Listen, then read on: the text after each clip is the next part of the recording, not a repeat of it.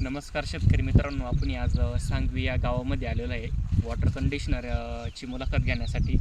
आपला परिचय सांगा. माझं नाव राजेंद्र दगू पदाडे, राहणार सांगवी, तालुका सिन्नर, जिल्हा नाशिक.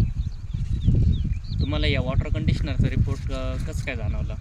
या वॉटर कंडिशनरचा रिपोर्ट आम्हाला चांगल्या प्रकारे 80 ते 90% लागला आहे.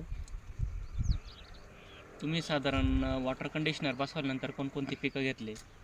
आम्ही ऊस, मक्का, भेंडी, चारा, घास वगैरे अशी पिकं घेतली आहे. साधारण हा ऊस किती दिवसाचा आहे?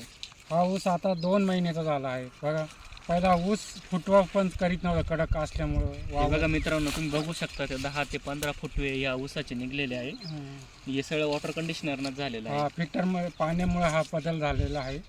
आणि शेतकरी मित्रांनो, दुसरं वैशिष्ट्य सांगायचं म्हणजे का त्यांनी एक 10 दिवसापूर्वी एक भेंडी लावली होती.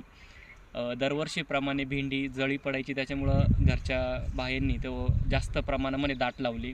आणि आता आम्ही प्लॉटमध्ये व्हिजिट करायला गेलो तर अतिशय दाना म्हणजे जर्मिनेशन 100% झालेलं आहे. तुम्ही त्या भेंडीबाबत काय सांगू शकतात?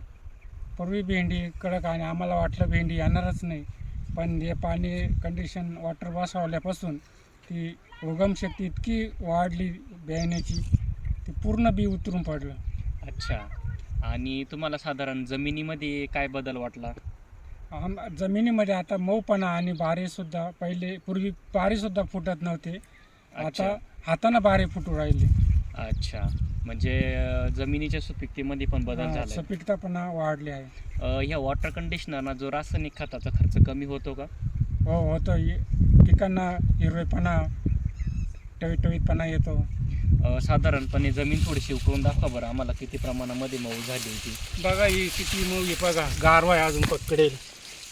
म्हणजे भरपूर प्रमाणामध्ये जमीन भुसभुशीत झालेली आहे. मित्रांनो, तुम्ही या वॉटर कंडिशनरचं शेतकरी मित्रांना काय सांगू शकता?